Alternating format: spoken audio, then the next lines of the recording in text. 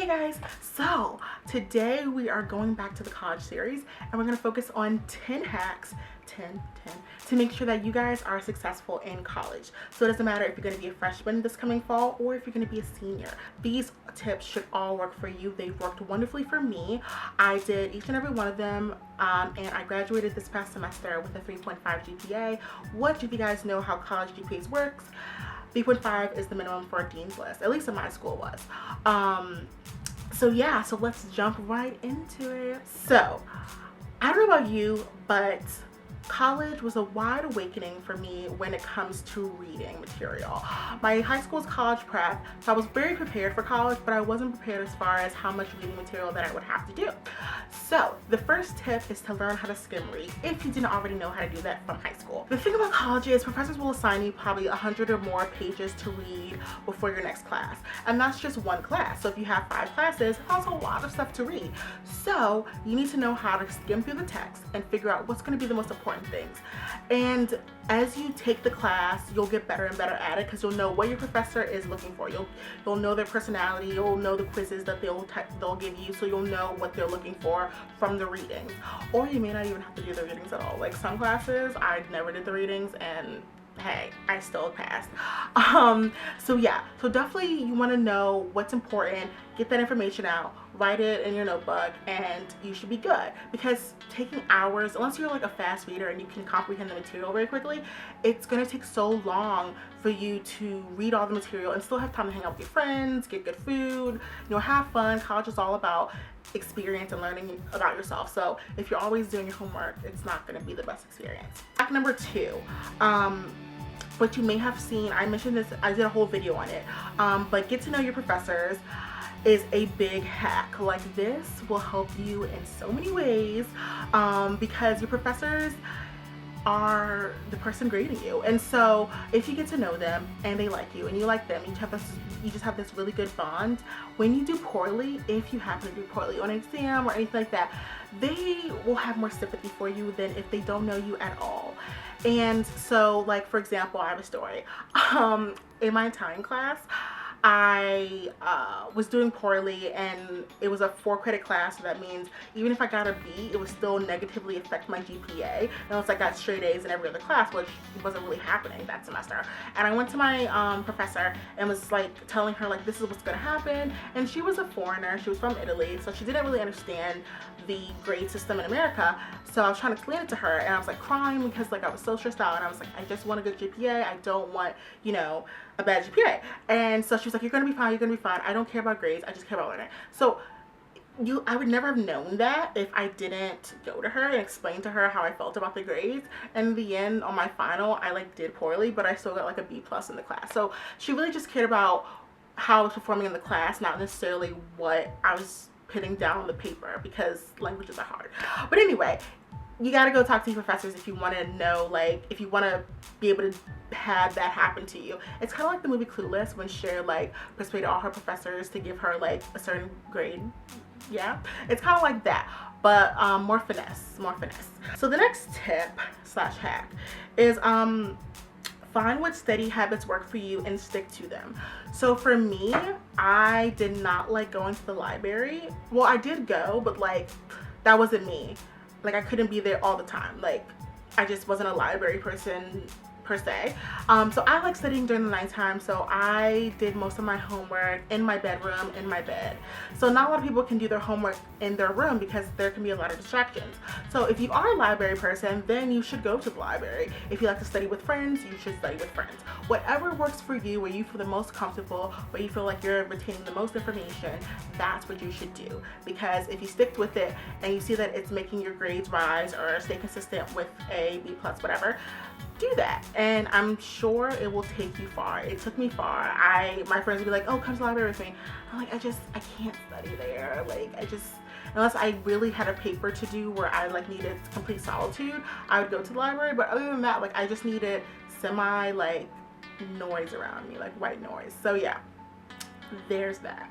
The next tip is make a friend at each class. So if you're sick or you can't make it to the class that day, they will be able to tell you what happened in class that day. So unlike high school where you have the same, well, not my high school didn't have that, but some high schools have the same classes every day. College isn't like that. So you won't have the same classes every day. Well, you may, but most likely you won't. And so when you are missed class, you miss a lot of material. Like college is only half a semester, like it's not a full year. You have new classes each semester. So therefore, you're going to need someone to be able to tell you what you missed. So, during the first 3 days that you're in the class and you clean your seat, you're definitely going to want to, say, oh, can we exchange phone numbers? And a lot of professors now actually force you to exchange emails and phone numbers so that you do have someone to contact if you ever do miss anything. And another cool thing about a lot of universities, mine had this online, basically, Facebook site called Blackboard/Canvas/Elms. It has so many names. But it was like an online Facebook for school, and so all of your classmates are already loaded onto there, and then you could just email the whole class if you ever missed anything in case you didn't befriend someone in the class. But I would say befriend someone because then you really trust them and you have that bond with them, and they can really tell you what the real deal was in class that day, like if it was important, if it wasn't important, etc., etc.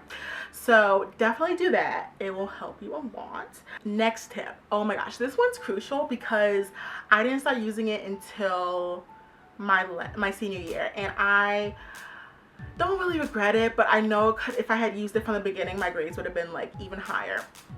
So the tip is go to the library and use its resources. Like, you don't have to study there, but you should check out books. Like when you're writing a research paper, the thing about writing research papers is you can totally BS it, but if you like use books and have like the works cited that's like really long, well, not really long, but like contextually fits your paper with good material and good quotes, like your professor will love it, and you will do so much better than if you just use online resources.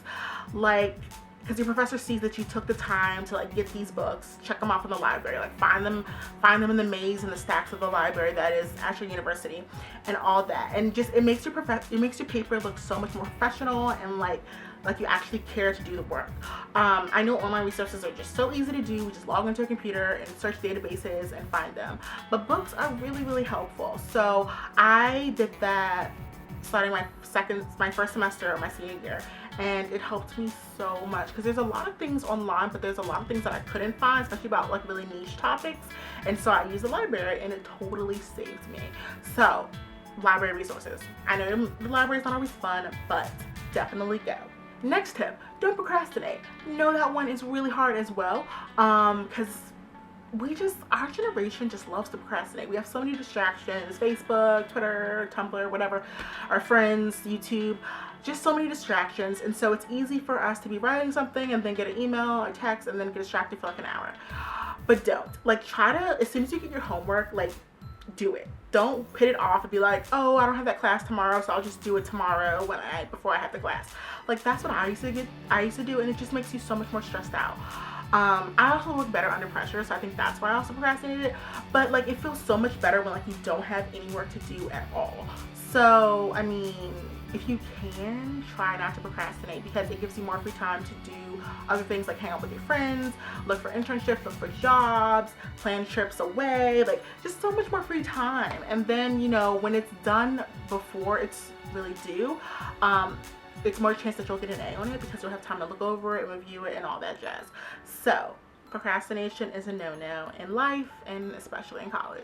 Stay organized. I did a video on this, how I stay organized for college, which I'll put it in the description box below.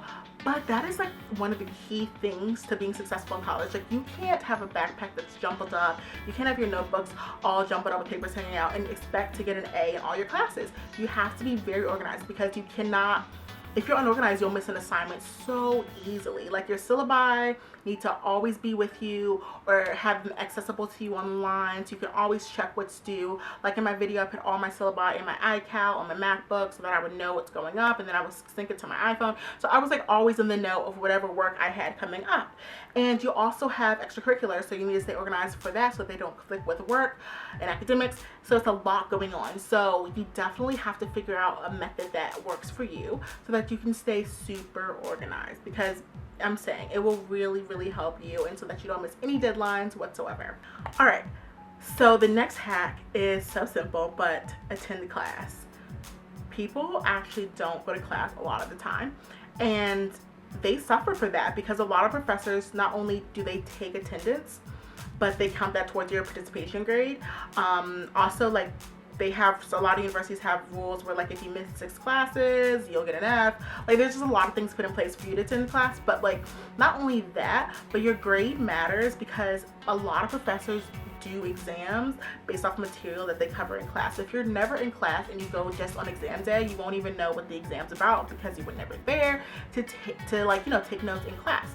So definitely go, and when you go to class, sit in the first 2 rows because that's where I sat for the most part, and it's easier to not get distracted by other people on their laptops or whatever, and it's easier for the professor to see you. So you want to get that eye contact. And also, when your professor sees you in class every day, especially if it's a smaller class, they'll get to know you more often. It's easier for them to interact with you. And again, it builds that relationship with your professor that I was talking about earlier. Next hack is that handwritten notes are better than computer notes. I know that it's so easy to type notes on your computer. I've done it multiple times, but after doing multiple handwritten notes and multiple computer notes, I know that handwritten notes are better. And it's scientifically proven. They've done studies on it. It's just that when you're writing it down, for some reason your brain tends to remember it more than if you're keystroking it in. So if you can, if the professor talks slow enough or it's set up in a way that you can take handwritten notes, I would definitely recommend that. But if you know you're in a class, like I was in my astrology class, my professor was just going, and she also had pre-prepared notes that were like online, so I just took notes there. But if you can, I highly recommend it. It will save you so much time when you have to go back and study the material for an exam if it's already handwritten, because you'll remember a lot more than rather if it's typed on your computer. Alrighty, and the last hack is one that's funny to me because it was something I always struggled with in college and high school, is participation. And I was a tour guide in college, so I don't mind public speaking or anything like that, but I have an issue with being wrong, so I didn't like to speak up in class if I didn't know the answer. But you gotta just do it because participation is a part of your grade in like almost every class you're gonna take. And so my rule that I came up with is at least raise your hand once per class. So if you have 3 classes a day, you'll raise your hand 3 times that day. And it helps with your participation grade, of course, but it makes your professor know that you're engaged in the material. You don't have to constantly be like Hermione Granger and raising your hand for every single thing, but at least once per class, because you're gonna have that class probably 3 times a week or more, and it's consistent. You know, at least you're present and you're making a contribution every class period, and that will also help your grade, and that will make your professor like you more, and then they will have more sympathy for you if you happen to have a little mess up during the semester. So those are my hacks. I hope you guys take them and use them in college or in high school. They may work there as well, and definitely let me know if they work for you. They worked for me, and I'm sure you guys will get 3 5s or better, and make summa cum laude and magna cum laude and all those great things. So I will see you guys later. Bye.